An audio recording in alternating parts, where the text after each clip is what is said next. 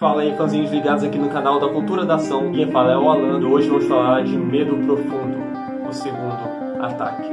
Dirigido por Johannes Robert, com um singelo orçamento de até 12 milhões de dólares, é pouco comparado ao nível Hollywood, apresenta uma história com duas irmãs que se mudam para a cidade do México, onde seu pai Grant trabalha como investigador de uma antiga cidade maia submersa. Ouvindo essas histórias de seu pai, ela e suas amigas perguntam por que não ir para lá. Só que não esperavam que no meio dessa aventura fosse encontrar alguém que já reside nesse lugar e elas não são muito bem-vindas. É sem mistério, é um tubarão mesmo. Você viu isso pelo trailer, você viu pelos cartazes, você está esperando ver um tubarão no filme, então não adianta suspense nessa parte.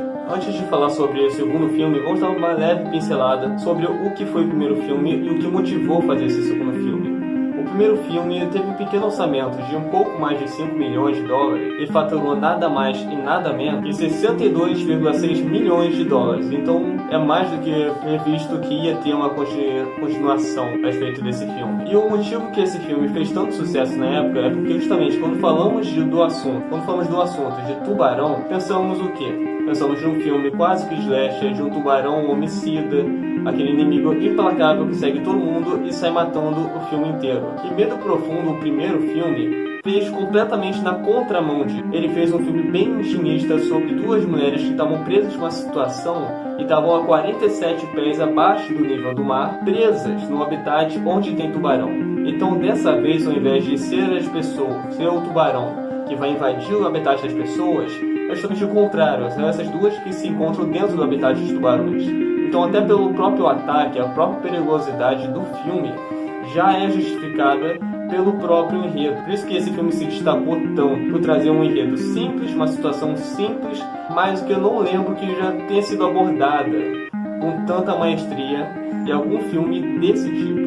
Então, após o sucesso do primeiro, ou não sei por que demônios, que é o mesmo diretor, ele deve ter visto o roteiro assim, que nesse papel aqui. Roteiro bonitinho, o roteiro foi pimpão, fez ele lucrar pra cacete. Sabe de uma coisa? Sabe o roteiro?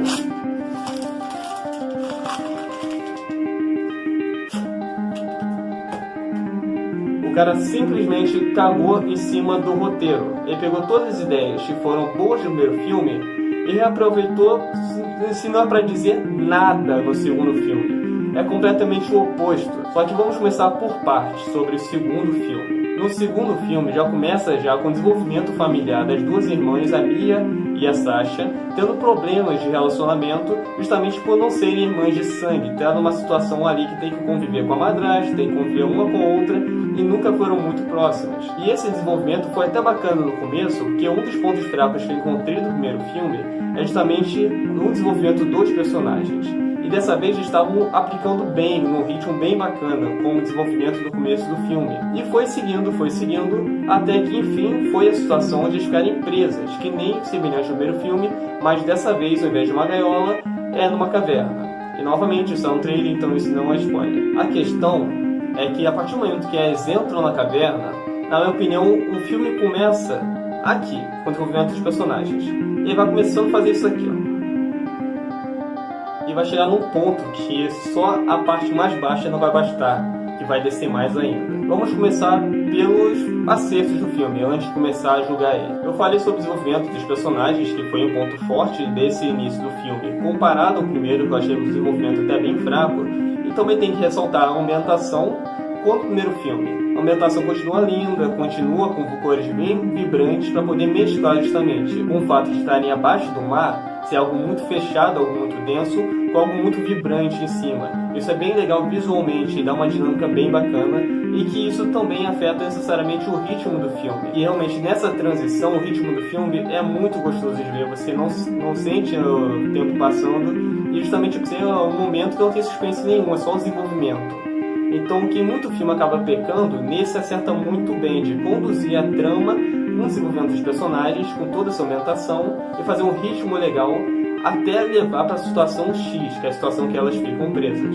Agora eu vou falar dos pontos neutros, que não fede nem cheira para mim, pessoalmente. O primeiro ponto é o áudio. O que eu achei desse áudio é justamente ao oposto do que eu achei do primeiro, que no primeiro filme, por ter uma ausência de alguma música de fundo, alguma coisa, você ficava muito mais com o barulho das bolhas estarem debaixo d'água e o barulho de sua própria respiração do que realmente algum acorde alto que te indique algum suspense.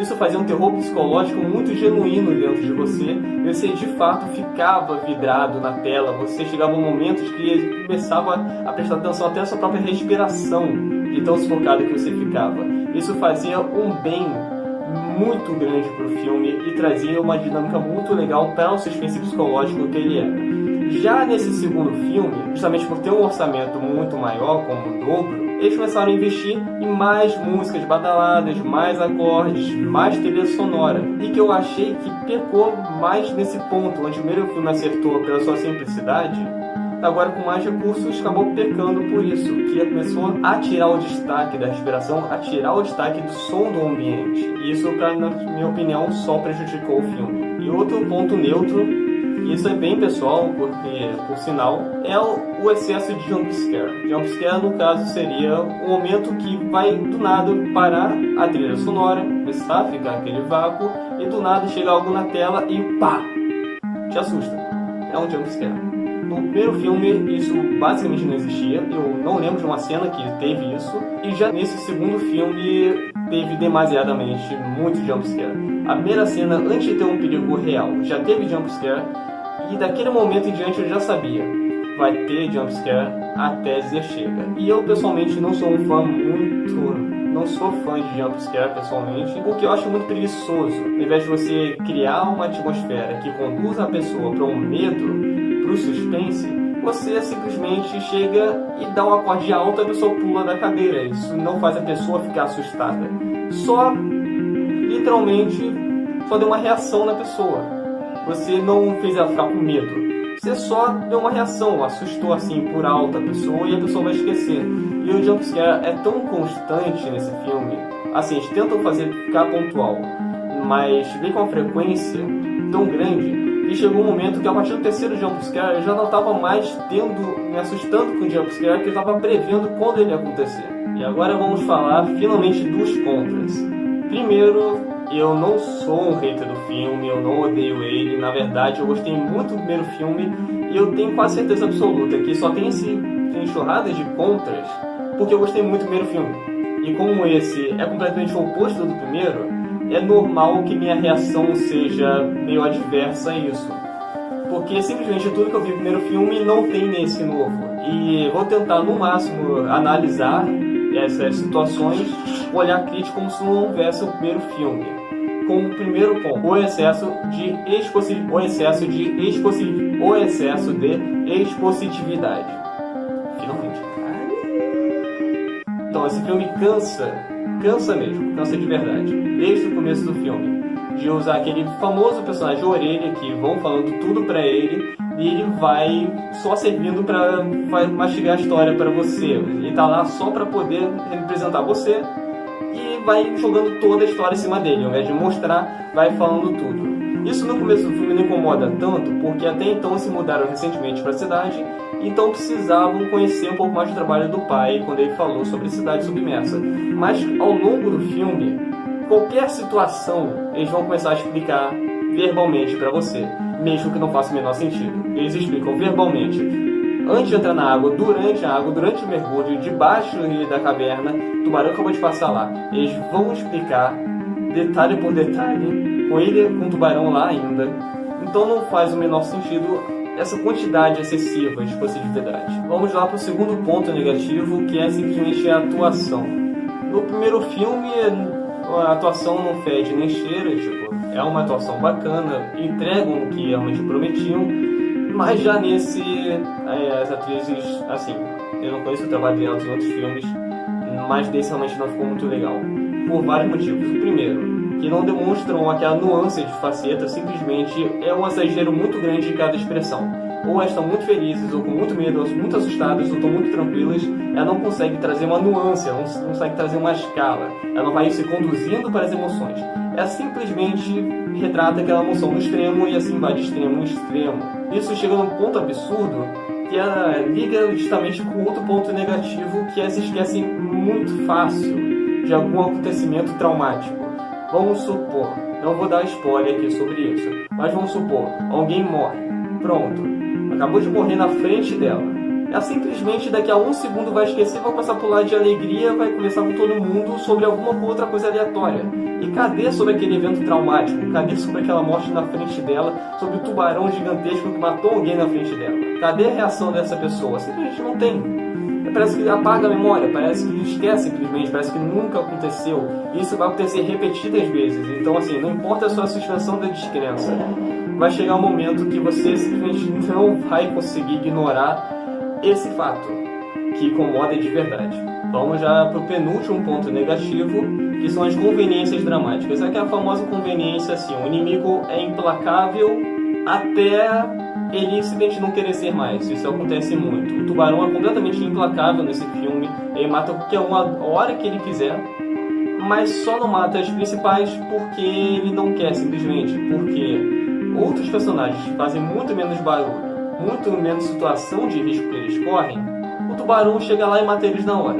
Mas já as mulheres que se debatem, gritam, conversam horrores, não fazem a menor questão de se esconder, a não ser que o roteiro fale, se esconda, o tubarão não pega. O tubarão simplesmente não pega, ignora, finge que não está lá, ou passa muito perto. Outra forma trapaceira do roteiro de colocar um suspense, de fazer o inimigo muito próximo delas, caralho, tipo, elas podem morrer a qualquer segundo. Mas você acaba, depois de um bom tempo de filme, não bom tempo não, depois de 40 minutos de filme, você já percebe que não, elas não correm nenhum risco. E se corresse, o roteiro iria dizer isso. O roteiro é tão previsível que até a forma que tenta simular algum risco, não consegue simular para você. Então você realmente não tem... E você já começa não tendo apreço pelas personagens por conta da sua atuação tenebrosa. E agora em situações de risco você também não tem aquele apego, porque simplesmente não representa de fato um risco, só representa um risco quando o roteiro quiser representar. Até lá, eles simplesmente vão passar bem. E como último ponto negativo, que esse pra mim foi o maior de todos, assim, quando chegou esse momento, a sessão inteira começou a rir, eu não acreditei que isso estava acontecendo, eu estava torcendo muito que ia ter uma conveniência, alguma coisa do filme que ia desmentir aquilo, mas assim, eu não posso falar, não posso dar spoiler sobre o filme, mas eu vou te dizer uma coisa, que o final do filme é ruim. Não tem outra coisa pra dizer. É simplesmente ruim. Sabe aquele filme que é ruim com força? Ele quer muito ser ruim, quer te convencer que é ruim. Ele de fato consegue entregar, que é uma coisa tão absurda que você realmente não consegue ignorar que acontece. É o final desse filme. Então, para finalizar, para que eu recomendaria esse filme? Sinceramente, se você está aqui procurando aquele filme para descontrair com os amigos, com a família, aquele suspense pipocão, esse filme pode ser para você, mas de qualquer forma vai chegar no final só vendo para poder saber mesmo. Então é isso, chegamos ao fim de mais um vídeo da Cultura da Ação. Espero muito que vocês tenham gostado da minha apresentação. E não esquece de clicar no gostei, se inscrever, apertar no sininho para poder receber todas as nossas notificações e também seguir nas redes sociais. Muito obrigado pela sua audiência. Valeu!